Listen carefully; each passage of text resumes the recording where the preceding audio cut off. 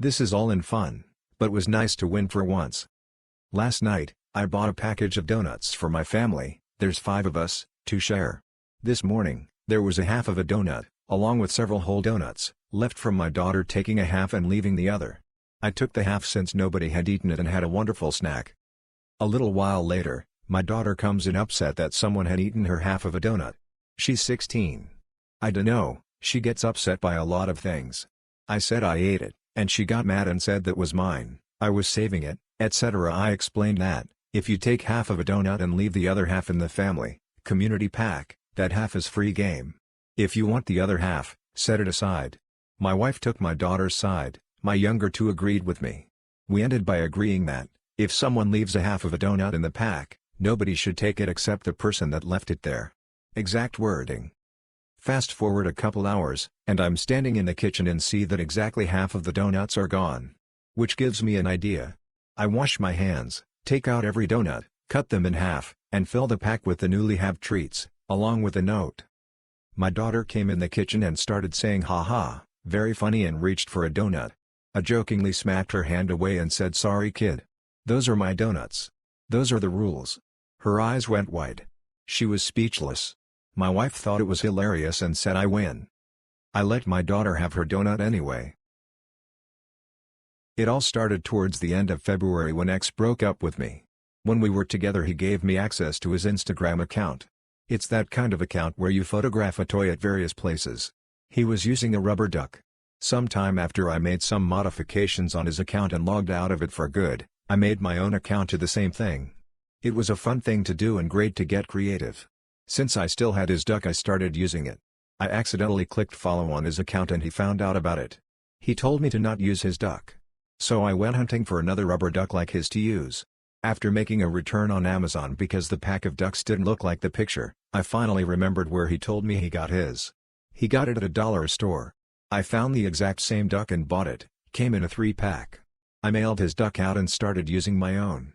I told him I'm using my own duck and showed him the duck. He got angry and blocked me. X only told me not to use his duck. He didn't tell me to not use that specific duck. X told me his account was special to him but never told me why. It turns out he isn't the only person with an account like that. Tons of people have lots of accounts for photographing rubber ducks. My dad was a general practitioner and growing up we were expected to answer the phone before the 3rd ring and be polite in case the person on the other end was a patient with an emergency. Back then doctors still made house calls and patients always had the doctor's home phone number as mobile phone had not even been thought of. One Sunday as we were sitting down to our Sunday meal, it was a big deal, then phone rang and my older brother was closest so he answered. Now he was a teenager but answered politely and listened for a minute before he said, "Don't yell at me, lady, I'm just his kid."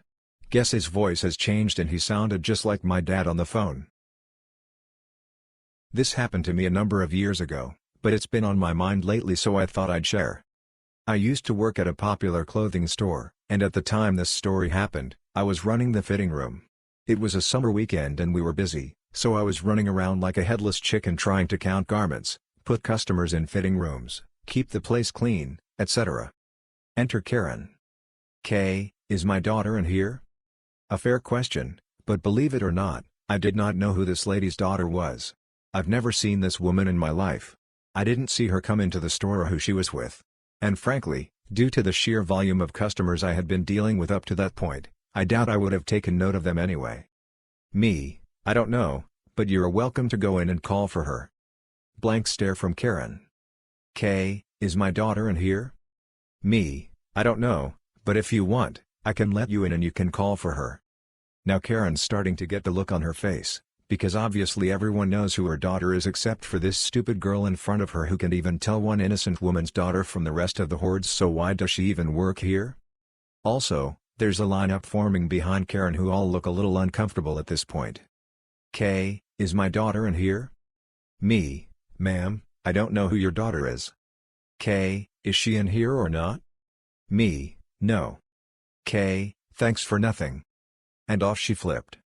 I was baffled, the customers behind her were baffled, my fellow employees who sat back and watched the whole thing were baffled. Just another day in retail. I never found out if her daughter was in there or not. I hope they managed to find each other. I used to work in the collections department for a US auto financing company, and I remember this one guy that managed to get under my skin. Customer: no, you don't understand, it's not my fault, you reported me to the credit bureau, so I want the mark on my credit removed now. Me: sir, we are required by law to report every 306,090 days to the credit bureau. We cannot remove the report. Your due date was on the invoice and you mailed the payment a day before your due date. We didn't receive the payment until after the 30 days. Customer: maybe you have a retention problem. Because you clearly don't understand what I am asking you to do. Pauses. Me: I understand perfectly what you're asking, sir, but this is not Burger King, you cannot have it your way. Customer starts screaming. What did you just say to me? You better watch your job because you're not going to have one tomorrow. Do you understand? Me: I'm sorry you feel that way, sir. Customer: oh, you're sorry now, wait until I have your job tomorrow. Customer hangs up. I still had that job for years after that call took place, so I guess they were empty threats. And I don't regret being sassy one bit because I slept good that night. This is a follow-up to a story I posted a week ago about my drunken upstairs neighbor. Hope you enjoy. I live in a unit complex, and for the past week the neighbors in the unit above me have been fighting non-stop, slamming doors and playing loud music until all hours of the morning. Alcoholic mother, 60-year-old, 30-year-old daughter, and the occasional boyfriend of one of them. The quarantine for COVID-19 is making most of us go a little crazy, but they're going a little too stir-crazy being locked up in the same unit together, so I have some sympathy for them, but not enough to sacrifice my own sleep for. I reported them to the people in charge of the units, but it didn't stop. So here's where my petty revenge starts. I'm an early riser. I'm usually awake by 7 a.m. and get up around 8 a.m. My upstairs neighbors sleep until 12 p.m. I'm sure you can see where this story is going. I have an iPod dock in my living room that I can control using my phone, so for the last few days I've had it set to turn on and play music from 7 a.m. until 8 a.m. every morning. The volume it's set at makes my floors rattle and they can definitely hear it. Needless to say, I didn't hear a peep from them last night, so I guess they got the message. I can handle them fighting, just not while I'm trying to sleep. Edit: with the way the units are laid out, my upstairs neighbors are the only ones that can hear the music. I've put my music on and gone outside and you can't hear it. I've checked with my other neighbors and they said they haven't heard anything, so I know it's not affecting anyone else. Back when I was in high school, we had a development built around our house. It was pasture before that, and the new homes were all quite fancy. The neighbor who moved into the house on the north side was a veterinarian. She was quite nice, but she and her husband had no clue how to live with neighbors. Husband used to dump all their grass clippings into either our yard or the house next door to them. They had 2 dogs who were outside most of the time. Those dogs yapped and barked all night most of the time. My parents couldn't sleep because the dogs never shut up. Talking to the neighbors did nothing. They didn't hear the barking. I think the woman slept with earplugs in due to the barking, tbh. Even having the city give them a ticket over the barking didn't change anything. So my mom got frustrated. She decided if she was up at night from the barking, clearly the dog's owners must be up all night with it too. So that was a perfect time for coffee together. She walked over to the neighbors and knocked on the door until they answered it. She had a tray with a pot of coffee, mugs and some cookies. She said that as the dogs were constantly barking, none of them were getting any sleep, so they might as well have coffee together. It was the last time their dogs barked all night. So just got off a phone call with someone who was so dumb I'm sure my head would explode. Me: so you have a reference number, that means we received your submission. CX: well, that means my submission is valid and it's been 3 months. Me: no, it means we received your submission, and further, if you were able to submit again it means that your first submission was rejected. The system will reject duplicates. CX: well, why do I have a reference number if my submission isn't valid? Me: because receiving the info and validating it are 2 different steps. CX: but I applied 3 months ago. Me: yes, you did, and it was rejected, hence you being able to submit the exact same info again. CX: well, I still have a reference number, so it should be valid. Me: it's like you giving me a form and me saying yes, I have received the form. I have not examined its contents for if they are valid, but I have received it. CX: oh, you're unhelpful, click / and #X200B. I swear my eyes rolled back in my skull hard enough to see my brainstem.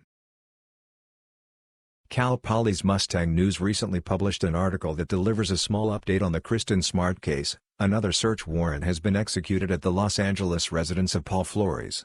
According to the article, investigators are searching for specific items of evidence at the home, but few other details were provided.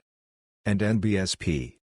For those of you interested in learning more about this case, I highly recommend listening to a podcast called Your Own Backyard by Chris Lambert.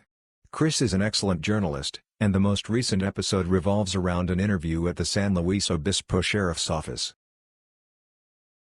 This happened 2 years ago, but it's funny and I just thought about it. Also, I apologize for mobile format. In my hometown there's a cliff jumping spot on a popular beach. On hot days there's usually a constant stream of teenagers jumping into the waves. Today, like many days, I was here and watching someone prepare to do a backflip into the water.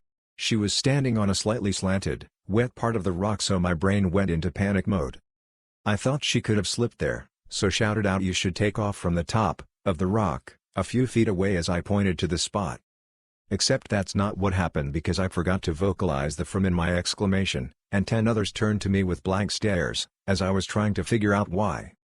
I quickly burst out laughing, which definitely didn't help, and simultaneously tried to explain what I meant. After an excruciatingly awkward pause, I can at least say she laughed it off, so I'm praying there's not a grudge. TL, drive. I yelled at a girl saying to take off her bathing suit top instead of jump from a different part of the rock. I got a lot of uncomfortable stares.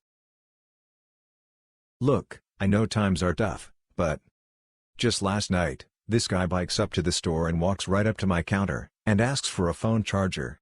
He could have been a homeless person, with his disheveled hair and rumpled clothes, so my spider sense was already tingling. We've had so much homeless theft lately.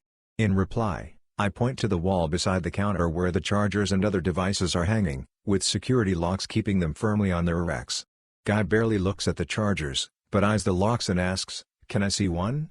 The key is in arm's reach behind me, but I don't even bother turning for it. "You can see them fine," I say, because yes, he can see them, but he can't touch them. Again, the guy barely glances at the chargers and, daunted by the locks, asks me, "Do you have any you can just give me?" I lost mine. As I pride myself on pleasant customer service, I tried to keep a straight face but failed not to laugh. "No, you have to buy one, smiley face." Edit. Not to mention, if I just gave shop merchandise away, I would lose my job and we'd both be sol. I've been known for my sense of justice. I have never minded punishments, as long as I deserved them.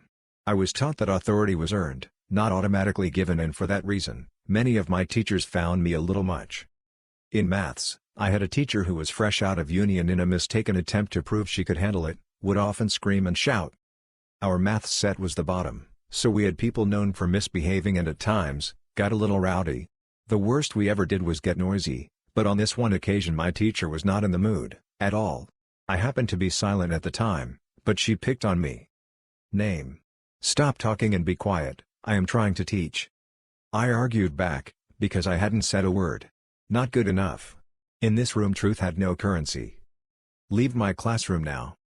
And so I did. I left. Instead of waiting outside the classroom, I went for a wander around school and didn't return to collect my possessions. There was no aftermath. For a stunt like that I could expect to be reported to the head of middle school, but it seems the teacher didn't want to explain how she managed to literally lose a student in a classroom setting. Short and sweet. She told me to leave, so I did.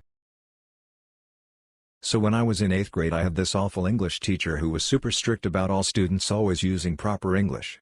It got to the point where she would give out zeros on any assignments with any issues in capitalization or punctuation. So if I accidentally had bad handwriting and she thought that a capital letter was lowercase, I would get a 0 on that assignment. She also always wanted us to include the question in our answers. So if the question was "What color is the sky?" we could not just write blue. We had to write "The sky is blue." It was getting ridiculous because the highest grade in the class was a B even though we were the advanced class. I decided to follow her directions to the letter. I answered every question she asked the class in a complete sentence to the point where she stopped calling on me to answer questions. Then I decided to hold her to her own standards. She had written questions on the board for us to answer, so I raised my hand and told her all the capitalization and punctuation errors in the questions. Her face went beet red with rage and she said, "You want to be a teacher when you grow up? That's great." She then broke the chalk while fixing the errors I had pointed out. She chilled out with grading on everyone except me after that. It's really starting to bug me hearing all this frontline stuff. I'm not a soldier, I'm barely an adult. I'm not a hero for working, I'm at risk of eviction if I don't. Nurses and doctors are hard workers, and yes, ID called them heroes, but there is no frontline because the virus is everywhere. Saying frontline feeds a war rhetoric that will allow the government to excuse our deaths and our lack of PPE as US sacrificing ourselves. It allows us to be seen as expendable infantry that served our country and lost our lives to save people, but really we are underpaid, overworked, exploited retail workers that don't actually give a shoot about the job itself and just don't want to lose our homes and want to be able to eat. The doctors and nurses are amazing humans, they are extremely hardworking and extremely underpaid for what they do. They need PPE. They care about people, not the state. They are under high exposure to the virus, they want to save people, but there is no front line because the virus is everywhere that people are. Not today, but I shared this story in one of my other posts and it belongs here too. When I was 12, I stayed over at my friend Tina's house. Her parents were fresh out of a bad and bitter divorce. Her mom, Bridget, had an affair with Tina's soccer coach Ivan. Seriously. The morning after the sleepover, Bridget tells us she is going for a hike. Tina seems upset after she leaves and explains that she is pretty sure her mom is actually going to Ivan's house, which is a few blocks away. We decide to go to Ivan's house and see if her mom's car is there. We did. It was. We come up with the brilliant idea to hide in the very back of the Suburban and surprise her mom when she gets in. Like, haha, we caught you in a lie, stupid kid stuff. Well, Bridget does eventually get in. Along with Ivan and his daughter. I think we shared a silent understanding to just hide instead and wait until Bridget dropped them off. She didn't end up dropping them off.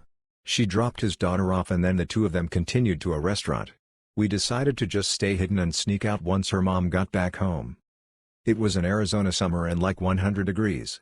So we kept sneaking out of the Suburban and going next door to Burger King for cups of water. Bridget and Ivan come out after like an hour and a half in the restaurant. I remember feeling so relieved. Like, yes. I want off of this ride. So Bridget drives off, through the parking lot and behind a Walmart. They start making out. Then they start putting the seats down. We were silently losing our shoot. There was some problem with the door handle and we couldn't just open it and jump out. So we both pretend to be asleep for some reason? Maybe because we didn't want them to know that we knew that she left two 12-year-olds alone to go flip her affair partner behind a Walmart in the middle of the afternoon? Bridget gasps and says, "Oh my God. Tina is back here." Cue pandemonium. Tina starts crying hysterically and screaming. Bridget is trying to talk to and comfort her. Ivan just dips out. Someone calls the police. They show up and the only one who is calm enough to offer an explanation is me. So I have to tell two cops this whole shoot show story. They let us go. Bridget took me home and the ride was extremely tense. I never told my parents. Bridget couldn't look me in the eye for years. TL. Doctor, today I flipped up by sneaking into a Suburban and taking a nap. This isn't one specific experience, but an overall experience from a number of clients. Yes, we want System X, not System Y, even though you have told us repeatedly that System Y is much better suited for us due to our lack of supporting infrastructure. But you must understand that we have no additional budget for the infrastructure required for System X. What workaround can you suggest? Today is Monday, and we must insist on the quotation being received by Friday, although our own security procedures prohibit us from disclosing any details about the project to unvetted personnel. Our vetting procedure takes 2 weeks. Yes, we know our system is out of your 5-year warranty. Yes, we know we signed a disclaimer showing we chose not to buy the extended warranty. Yes, we understand that we are not entitled to any discount on replacement parts. But you must understand that this system was installed only 11 years ago and we expect you to support it, regardless of the fact that the damage was caused by one of our own unqualified technicians. You must provide us with replacement parts at zero cost within 72 hours. The most obvious example of a missing person appearing on film was Michelle Parker, who disappeared on November 17, 2011, the very day her appearance on the People's Court was broadcast. But I'm referring more to cases where someone thought they saw a missing or unidentified on video, be it TV, movie, surveillance, etc., but it's never been confirmed that it was that person. One famous example was 14-year-old Lori Jean Lloyd, who went missing in Ohio in 1976. 4 years later in 1980, her family happened to be watching a documentary about angel dust and thought they saw Lori in the background. This led to a TV special called Whatever Happened to Lori Jean Lloyd. The following year, which briefly chronicles her family's search, but mostly focuses on teen runaways. Perry Otto Corlew disappeared in Michigan after fleeing a minor fender bender in 1974. According to the Doe Network, his parents thought they spotted him 4 years later in a nationally broadcast news segment standing in an unemployment line. Unfortunately, due to the segment being shot by a freelance photographer, the filming location couldn't be confirmed. Some people believe that an unidentified extra in the movie Jaws may in fact be the lady in the dunes. Phew, I don't personally believe that any of the missing and unidentified people I just named are in fact the same people in the videos. Although I suppose I shouldn't jump to that conclusion about Perry since the video in question has never been made available. Are there any others? A dear friend of mine, who isn't terribly good with tech but surprisingly stress-free to support, put out a call for help on Facebook. The text on screen had become ridiculously huge for some reason. Cue me asking her to hit print screen and upload the result, then a brief mutual misunderstanding about what to do after pressing it. Turns out she'd upgraded the clunky old XP netbook I'd helped her out with previously and I couldn't remember what directory Win10 sticks screenshots in, which we quickly cleared up. And then she said something that slightly took me aback. What's a screenshot, by the way? Important life lesson: never assume a user, even one who's smart enough to know what they don't know and generally only needs telling how to do something once, is familiar with technical terms that even a complete PFY would know. Oh, and the issue was resolved by hitting Ctrl+ a few times. Not sure what happened there, but it's fixed now. I work at a small-town coffee shop that has managed to adapt and stay busy during COVID-19 by utilizing a window for walk-up service. A regular problematic customer, let's call him TJ, is a typical middle-aged man riddled with toxic masculinity. He often makes female employees and customers uncomfortable with his comments. Lately he's been around a lot, being typical TJ. Today he came to our window and ordered a coffee. Cool, nothing out of the ordinary. A coworker asked him if he would like to tip via our Square register. We normally don't verbally ask customers, but with the current pandemic we are not allowing customers to touch our iPad system. He proceeded to tell her to put 100, and reassured them he wanted to tip that much because he appreciates our hard work and effort and wants to chip in since our business has been a bit slower. Okay, I gave him that and almost have a change of heart about TJ. We both outwardly thank him and he goes on his way. I text my boss about this uncharacteristic interaction with TJ and through their end of the register system she was able to look at the transaction. They noticed that not only was the credit card he used not in his name, but in his boss's name, on their company card. Typical TJ. What a D-bag. Another story reminded me of this. Not my revenge but I've laughed about it for years. Back when I was a kid, I stayed the night at my friend's house and their neighbors' dogs would not quit barking. They did nothing about it as we never heard them yell at the dogs, until... This was before called ID and everyone knew everyone's home number in our small town. My friend's dad simply called the neighbor at 3 a.m., and when they answered, immediately began a quite remarkably accurate imitation of the dogs barking and snarling. He kept this up for 30 to 40 seconds without ever saying a word in human and then hung up the phone. All of a sudden we heard the neighbors calling their dogs in from the backyard. First time posting, currently a EMS dispatcher for a private ambulance company for 3 years now. We take some calls, however, they're usually seizures, psych, and falls. This one? Probably should have been psych, but unfortunately she wasn't the patient. This call happened in my first year, while I was pretty fresh and didn't understand the power of controlling a call. And #X200B. Me, okay, tell me exactly what happened. CLR, yeah, my mom fell in the other room, you know we have her locked in there right now, but yeah she fell and I think she may have hit her head. Me, okay, are you with her now? CLR, well, you see, she has dementia, and we live in a new home, so she is locked in there. You see, we can't have her wandering because of the bears that are around here.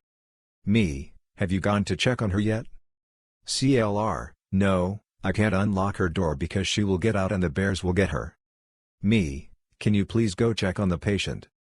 CLR, yeah, I think she might have hit her head, it sounded like she hit the end table, that's what woke me up, but even our big dog, insert large dog brand, Is afraid to go outside because there are bears here at this new house. Please send the ambulance but make sure they get in and out quick because the bears will get them. Rinse and repeat for literally every one of the 10 questions involved with a fall. I was essentially working with a third-party caller as she flat out refused to unlock her mother from the room until the imps got there, let alone even go look at her. And #X200B. I kid you not, I heard way more about these bears than I ever got out of her regarding her fallen mother. While I may have wanted to bash my head into the desk repeatedly asking her the questions, now I can have a good belly laugh over it. From what I do remember though, Mom was transported alright, and no EMTs were mauled by the darn bears. This takes place in the early 2000s, I worked for a very large retail store. I liked to learn how to run each department and never turned down a new opportunity to learn something new. One day a manager asks me if I want to learn how to run the layaway department. I say yes and my training began. The first 10 minutes I am in the department, the coworker training me says, "You want to learn how to deal with difficult customers?" I say why not. He leads me to the back room and climbs a 20-feet ladder with a box in hand. The box contained a customer's items recently put on layaway. The coworker gets to the top of the ladder and then drops the box and says that should teach them a lesson. The coworker told me this is what he calls the special treatment. I immediately think this guy is a complete moron because the customers will just return the broken items and the company will eat the costs, which in turn causes lower pay raises for employees. After 2 weeks of learning layaway, I learned candles are the most hardest items to box up. So I decide why not teach this coworker a lesson with candles. So I start putting candles on layaway, one candle at a time. It was pennies on the dollar putting these candles on layaway. I do this for about a month and then the coworker asks, "Why are you putting these candles on layaway? Don't you know how annoying it is to box these up and how much of my time is wasted doing this?" I reminded him of the first lesson he taught me, and told him I thought he was a difficult employee. I told him he was wasting customers' time and company money by giving customers the special treatment, and then I walked away. Later that day I get asked to work in the layaway. Turns out the coworker got ticked off and walked out. My dad worked at a beer distributorship and part of his job was eating out at restaurants they sold beer. So on Friday nights, we went out as a family and on Saturdays, my parents went out as a couple. This happened in the late 70s, so no cell phones. Mom and Dad had left for the evening, when the phone rang. I answered and it was the alarm company. "Alarm company, the alarm is going off at beer company, put Dad's name on the phone." "Me, Mr. Last name is not available, have you called Paul or Tony?" "Alarm company, I called Tony and no one answered. He and his wife didn't have kids, so no babysitter, and some brat refused to put Paul on the phone. His kids were younger, so I'm guessing teenage babysitter." "Me, I'm sorry but Mr. Last name is not available, you will need to call Mr. Dad's equal in the warehouse, or Mr. President, or Mr. Owner." "Alarm company, listen idiot, put your dad on the phone now or he will be fired." Note that didn't faze me, I knew who was going to be fired and it wasn't my dad. "Me, don't curse at me, call the next person on the list." Hung up the phone and took it off the hook, grabbed Dad's Rolodex and looked up his equal in the warehouse, called him. He wasn't home. Hung up, picked up the phone to call the president of the company, got alarm company guy. "Alarm company guy, listen to you little, foul language." "Me, do not curse at me." Hung up, picked up, called president and explained the situation. Including that my parents were going to major client's restaurant for dinner and meeting the owner. And the fact the guy kept cursing me out. And #X200B. President, "Okay, I'll take care of it. Leave the phone off the hook for 30 minutes, then hang it up and I'll call you back." 30 minutes later. President calls, "I've taken care of the break-in and the alarm company guy, he won't be doing that again. Leave a note for your dad to call me before he goes golfing in the morning." Next day, Dad finds out a couple of teens had used an extension ladder to climb up on the wall around the loading yard, and jump down inside. One broke his leg. The other was bruised. Their intention was to steal the kegs sitting in the yard. What they didn't know was those were empty kegs being shipped back to the brewery. How they expected to get full kegs over a 10-foot wall without a ladder, was never explained.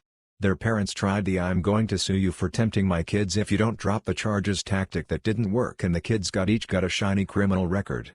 I was only told that the situation at the alarm company was handled.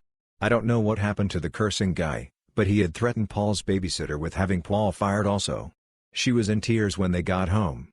I do know that on weekends the call order was changed to president, owner, president's secretary, who would not what restaurants the salespeople were going to that night, Dad, Dad's equivalent in the warehouse, Tony, Paul.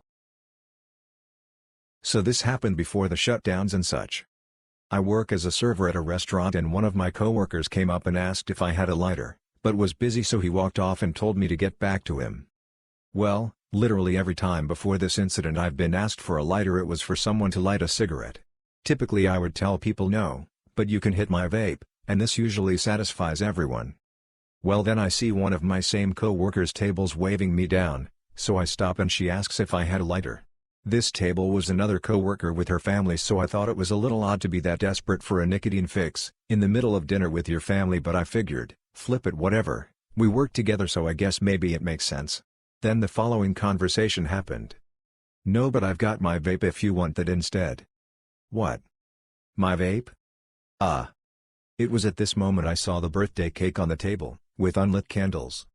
I have never walked away from a table so fast, and thank goodness for restaurant closures for the time being, because I do not want to see her until she starts getting memory loss and forgets this whole incident.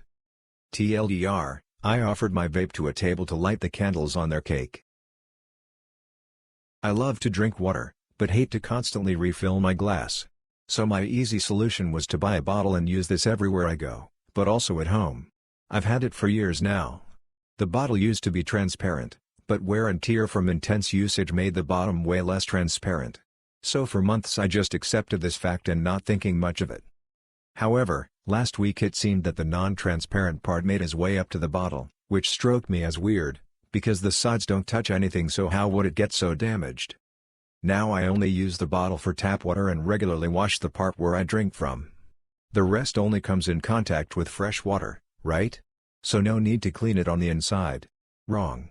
Just out of boredom I decided to wash my bottle on the outside, and then I put the brush on the inside all of the way to the bottom. The white brush turned green instantly. There was no damage on the bottom outside. It was yuck stuff on the inside all this time. It makes me literally gag to think back of all the times I drank this fish tank water. Please do check your bottle and tell me what you found, or just make fun of my stupidity. I know I do. TLDR, I thought my bottle was dirty on the outside, but I found out I've been drinking from a bottle that was literally green on the inside, for months. Bartender at a local pizza joint. My buddy came in after a long day dealing with his 2 sick little girls. He tells me a story from today about the littlest. She's screaming for him from the bathroom. She states she's been waiting for 60 years for him. All she wanted was a cheese pizza from our place. Since they were sick, he went with something more appropriate for upset stomachs. But you can guarantee I got him a gift certificate for a cheese pizza for her when she's better. Nice to have good customers to even out the bad ones, lol. I worked in housekeeping in a hotel for months up until this past week. I'm now 35 weeks pregnant. I was scheduled to work 5+ days a week, with 20+ rooms to myself. I came into work recently, because I was on the schedule, and I could barely walk. I couldn't bend my back and my ankles were hugely swollen. I had been in L&D the night before to stop contractions. We didn't have many rooms, but 5 housekeepers in-house. Everyone was almost begging my manager to send me home, as we had too many housekeepers for the amount of rooms. Now, I'm huge at this point in pregnancy. I can't bend too far forward in general. My manager and I, discussed a couple weeks ago that she didn't want me cleaning bathtubs, so I was to have another housekeeper come clean my bathtubs. No biggie, I was fine with that. Well, the day before I quit I had went to find another HK to help with a bathtub. Said manager stopped us in the hall and asked what we were doing socializing on the clock. We explained that she was going to clean a bathtub for me and would go right back to her rooms. She yelled at me and said that if I can't do my job, I need to quit so that she can hire someone who's willing to work. I explained that it wasn't that I wasn't willing to work, rather that's one small task that I myself struggle with accomplishing. She didn't care. She continued yelling at me. Now, I've always hated being yelled at, so I spent the rest of my shift crying while cleaning my rooms. I got home from work, still crying. My boyfriend became extremely upset as I told him what had happened. We decided that it's in the best interest of our child that I just be done, as it's a lot of emotional trouble as well as physical. So I gave my manager her wish, and I went in and handed in my scrubs and quit. She seemed sympathetic, said she understood, was sad to see me go, and for me to come talk to her after I was released from maternity leave. Fast forward to today, Another HK at said hotel was talking to this manager, while recording the conversation to send to me. She asked if I would be back after baby. The manager told her that I was lazy and a crybaby, so she would never consider hiring me back. I'm glad I quit. I feel like I dodged a bullet. I'm not sure that I'll ever be able to convince myself to work in housekeeping again. And it's only noon. My apartments do valet trash M.W.F. between 5 a. You have to drop your trash off at a designated spot on the first floor. It's Thursday. I meant to put the trash out yesterday morning and forgot, so I set it outside my door and figured I'd just put it out Friday morning. I opened my front door this morning to an infestation of maggots at my front door. I'm talking like 1,000 maggots all over my trash bag and the ground. I immediately grabbed bleach and water and started demolishing them, but there's a problem.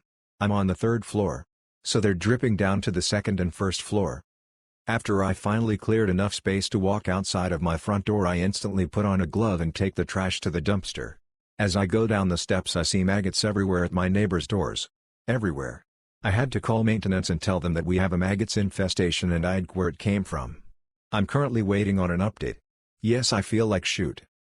TL, doctor, didn't take the trash out from my front door soon enough. Maggots infested my door this morning on the third floor.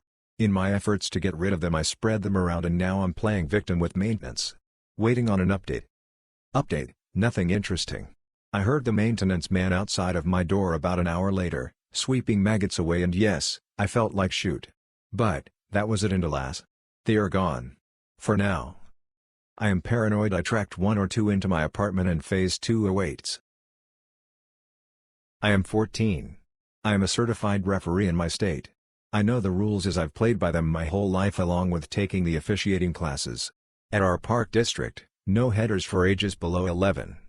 But in U12, it is up to the referee's discretion. So if it's a small tap, it's okay. That is exactly what happens. So the coach behind me screams at the top of his lungs, "There are no headers in U12 5 to 16 times.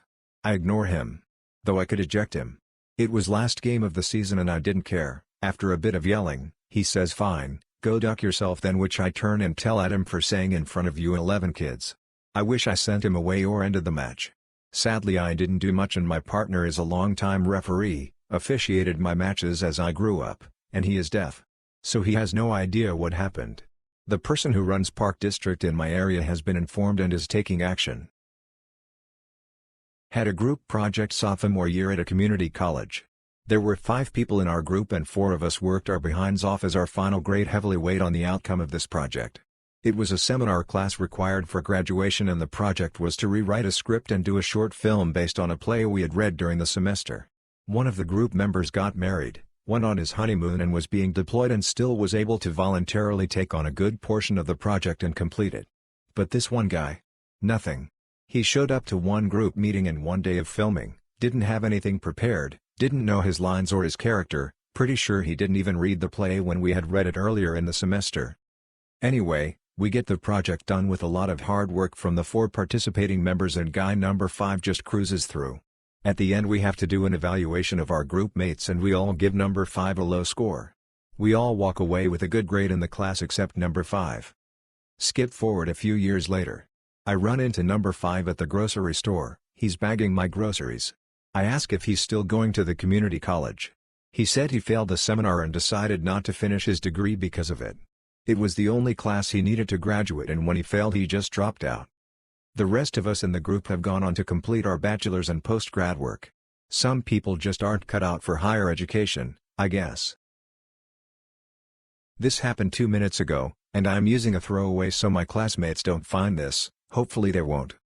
For clarification, I'm in year 12 and we have iPads to use for schoolwork, which we received even before quarantine, and they have a management profile that I haven't been able to get rid of. They use it to monitor the iPads and such. Anyway, I had a few private tabs open with private things, and now when I was checking the release date of a game, honestly, I switched tabs and noticed that the private button was gone. I checked settings, no dice. The button is just gone. I looked up how to fix it and nothing looked good, so I went to clear my tracks and delete my last hour history, but what do you know, that was grayed out. Just yesterday, I did use those tabs and they worked fine. I'd about the history button though. I'm flipped, I think, and I don't know where to find a solution. TL Doctor School found the private tabs on my school iPad. Now I can't access them and I'm scared to go to school now because I'm sure they will confront me. If not when I return, then when they gather all of the iPads at the end of the year. They've collected them every year at the end of the semester, then returned at the beginning next year. Mobile formatting and English is my first and only language, so any errors are completely my fault.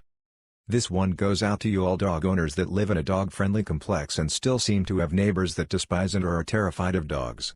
My girl Ella is a sweetheart, but she's a pit mix, so people automatically assume we're used to it. Ella loves people and she loves kids. One neighbor in particular does everything she can to avoid Ella.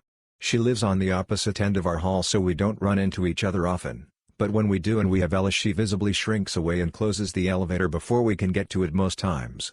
If she has her toddler with her, she'll make comments like nope, and shield her daughter even if we're all the way down the hall. This is fine. If she doesn't like dogs, I get it. But after a few years it's really gotten old, especially because Ella has never given her a reason to act that way towards her. So cue my petty revenge today. Our elevator is a real piece of garbage. We only have 4 floors, so taking the stairs will likely get you to your floor faster, but we have plenty of elderly, disabled, and children that need to rely on the elevator. It's big, it's loud, it's scary, and it's slow. Today I was feeling lazy, so I took the elevator down with Ella so she could go potty. I see the neighbor heading our way, but she's taking her time so she doesn't have to ride the elevator with us. So as I get downstairs and step off the elevator, I decide to hit the other floors, knowing they'd have to go up to each floor, open, take forever to close as it always does twice before getting to her. Ella and I were just making our way back inside as she finally was getting off the elevator. I know it's stupid, but it made me smile, lol. TL Dr. Neighbor is obnoxiously scared of my dog, so I make her wait extra long to get on the elevator. I'm living at home with my parents for a few months to save some money up for a big move later this year. I buy my own food 99% of the time, minus a few shared items. I don't eat the red of the food they purchase unless it's something we make for the purpose of a group meal. Well, my dad has started eating things I've specifically purchased for myself. He says things like he didn't realize they were mine, because he does zero of the shopping, or he doesn't see why we can't share everything. I'm annoyed because I didn't buy enough to share. So the food I wanted is gone and it's not replaced. I remembered that my dad can't eat chocolate because it gives him an instant migraine. We had some desserts given to us as a thank you gift, left at our door by a family friend. I knew my dad was looking forward to eating it later in the day yesterday. 2 of them had chocolate and 1 did not. I was especially annoyed yesterday because my frozen pizza was made and eaten before I could get any. I ate the non-chocolate dessert. Now he can't have any. So this story is several months old, back when travel was still a thing. I'm on furlough from my job, so I thought I'd share the story here. My day job, that I expect to go back to when the virus is done, is at HQ level for a major global hotel chain. Specifically, I work in the web maintenance team for our reservations website. For those of you in web dev type of work, I use WordPress and Drupal, plus our own proprietary CMS. One of the perks of my job is that I can stay for really cheap at most of our hotels worldwide. I was taking advantage of that discount at one of our hotels a few months ago. Checking in, I had the usual conversation with the front desk person, including small talk about what my job duties are, and handed over my paperwork to prove my employment so I could officially receive the discount. Random Karen in the lobby overheard my check-in conversation and immediately approached me. "Karen, you make websites? Awesome. Come sit over here at this table, I'm going to tell you what I need." Incidentally, she was ignoring my wife and daughter who were hanging out with me, still trying to get our luggage out from the car and up into our room. I just received my room key from the desk lady, and my family didn't even know our room number yet. Karen was completely clueless. Me, I'm actually on vacation, I don't work directly for this hotel. Good luck in finding what you need. Karen, you don't understand. I'm a super plutonium member of this company, I'm a paying customer and I'm requiring your services right now. Me, okay, lady, I don't work for this hotel, I'm on vacation, and I'm not working for anybody. Enjoy your stay, and I walked off to help my family move our stuff to our room. Didn't see the lady again, but the GM reached out to me when we were having breakfast the next morning. He wanted to get my side of the situation. Apparently this woman had complained all the way to corporate that his employee had refused service. For the record, HQ employees of any travel company are entitled to vacations too. For the record, number 2, web development services are typically not offered by your typical hotel establishment. Especially not a free breakfast location right off the interstate on a weekend.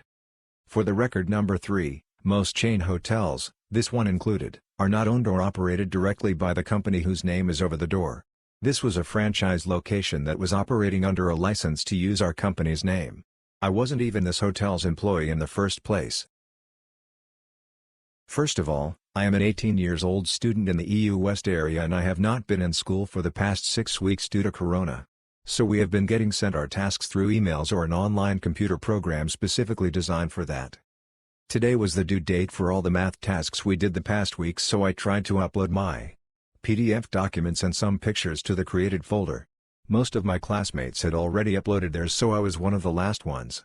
FYI, this math teacher puts in a lot of effort for us, like she provides help videos and we can ask her every little or stupid question via email and she always responds fast and all in all is really helpful. So she prepared this whole thing for us with links to websites and videos explaining the subjects and different tasks. Short, she put a lot of effort into those tasks and helps. Well, I try to upload my stuff and it says that I copied the whole thing and re-uploaded her entry. I go ahead and delete the copy and now everything is gone. Her folder and our folder with all the uploaded work of my classmates. Everything is gone. And hashtag X200B. TL, doctor, deleted my teacher's work and the work of my classmates of the last 6 weeks accidentally. I did not do the revenge, but it was my teacher who did it. I will type the story for more details. Characters in the story. Here's the story. It was during April Fools. Obviously there would be people playing pranks. Nearing to the end of recess, my class decided to play a prank on our Chinese teacher that would have lesson after recess. So they decided to play a prank to confuse the teacher by putting their chairs in front of their tables and face the back of the class, including the 2 vice chairs of the class as the chairman was not present. However, some people in the class, like me, decided not to take part. When the teacher came into class, she was surprised at what happened in the classroom. So she asked those facing the back to continue to face where they are facing and greet her like that and made them sit facing the back for her entire lessons, which was 1 hour and 30 minutes. She would make sure those facing the back do not turn around to look at the board in order to copy the notes, and told them to use their ears to listen in order to write down the notes. Me and my other friends who did not take part in the prank were laughing at those who pranked the teacher. TL, doctor, most of my class wanted to prank the teacher but ended up having to copy down notes without looking at the board. TLDR, thousands of shop-level employees got laid off based on a computer algorithm the corporate office designed that doesn't factor in seniority and gives preference to certain employees. Store managers and corporate office employees were not affected at all by these layoffs. Please feel free to ask me any questions, I have lots of free time now. And hashtag X200B. I work at a Take 5 oil change, same thing as Jiffy Lube, for 5 years and was terminated yesterday along with 1,000 other lube techs. All the stores only have 1 to 3 people working there now. Nobody at the corporate level got let go, all the store managers are still working, and the rest was left up to a computer algorithm.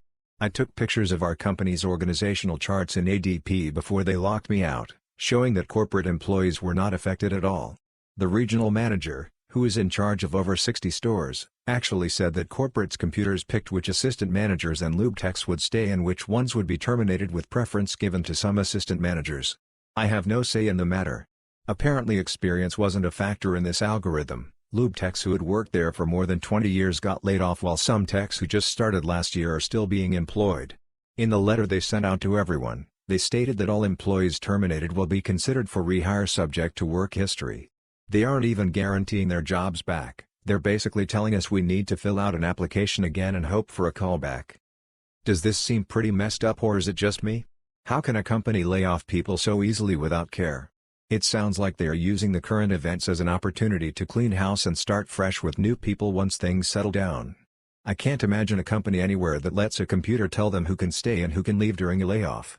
I think what bothers me the most is that I know very well the expendable shop-level employees are only getting laid off so the company can afford to pay the management and corporate employees. They still have 10 employees on payroll making $70–80K a year for unit growth and development. This company is not doing any growing or expanding right now, couldn't they let some of those people go? Thank you for taking the time to read. I just really wanted to vent my frustrations. If what they are doing isn't illegal, then it is certainly the shadiest thing I have ever come across. The center I work for does dependent audits. I am a supervisor and honestly surprised I didn't take over this call. I dropped in on my best agent for an easy listen. He is great with customers and always goes above and beyond. Well, today apparently isn't his day. Skipping greeting and verification. Customer: yeah, I got this letter, and you want me to send you all my family's information. Who the F has time for that? Agent: you have been selected for an audit. All your information is kept secure when you submit via the secure portal. You have 60 days from the beginning of the audit to submit documentation. Customer: I haven't had a chance to get everything. My wife was laid off in March. There is sort of a pandemic going on if you can't tell. Agent: it looks like the initial letter was sent early March. I am not revealing dates since large company. I see you initially called us, about a week after letter was sent, to confirm what you needed to submit. Customer: well, we have had any time to do this. There are people dealing with things in life, you should know this. This audit isn't the be-all end-all. Agent: it doesn't end all, just the dependents coverage. Customer: is that a fucking threat? That is the last I heard because I was laughing so hard. I know I need to remind him about tact, but I have to stop laughing first. When I was 17 I used to deliver for a well-known pizza place in the area. Of course Fridays were always insane and this Friday was supposedly going to be the biggest. Halfway through the night I got it delivered to a home for a specialty pie with 5 toppings. The bill came out to $35. Pizza was deep dish when given toppings, so the price was always jacked up, and was hopping for another good tip to bring my night to about $50. As I'm walking up to the door I can hear them trying to shush their dog. Usually whenever this were to happen it was common courtesy for the customer to come outside to avoid any issues with their dog. Well, they open the door and their 100-pound husky comes bolting out, jumps, bites my arm and then attacks the pizza. Luckily I was okay and very disoriented from the whole situation and wasn't sure what to do since the pizza was all over their front steps. They freaked out and continuously apologized. They informed me that they would call the store and order a new pie and pay for both and tip me extra. However, they sent me on my way without ever paying me. My 17-year-old mind was still messed up from getting attacked by their dog. Getting back to the store I find out they never called and we couldn't find their phone number to contact them. Got bit by their dog and ended up not making anything after it all. While this did happen a few years ago, I still get a few people staring, though not rude but curious, and it can be a bit creepy. So a few years ago I was quite young and was out with friends in a big park, with like a whole path in a forest and restaurants and stuff. I and a group of friends were building a fort type thing on a big hill with a few trees surrounding it. We found a glass bottle and that's where things went wrong. As we were young, we decided the only thing to do with the bottle was to smash it. Logical, I know. So after everyone attempts breaking it, they give up and go back to their fort. I decide that this bottle is not going to defeat me, so I decide that I will best it. I throw it countless times until it finally breaks. I hear a loud bang and look down to see 3 pieces of glass in my left arm and notice it's hard to see out of my left eye. I was panicking and didn't think much about it, but I did assume it was just tears as I was crying, a lot. After we call the ambulance and it's checked out, we find out that I need stitches in my eye. Turns out that a small piece of glass had sliced open my pupil, and then stuff behind my eye was falling out, which is why it was harder to see. I am then sent to surgery. Sometime later, after being put to sleep, I awake with my mum and 2 doctors around my bed, but I don't talk as I'm in shock and opening any of my eyes hurts, so I just go back to sleep. I got 9 stitches on my pupil, which I then got removed while I was awake. I had to visit the hospital 3 times with them taking out 3 stitches a visit, and have been going to the hospital once a year since. Once people notice it, they don't really forget, and every now and then someone will point it out and some people are interested while others just cringe in disgust. TL, doctor cut my pupil open, got stitches, people stare a lot. Tifu, this actually happened today and I feel awful about it.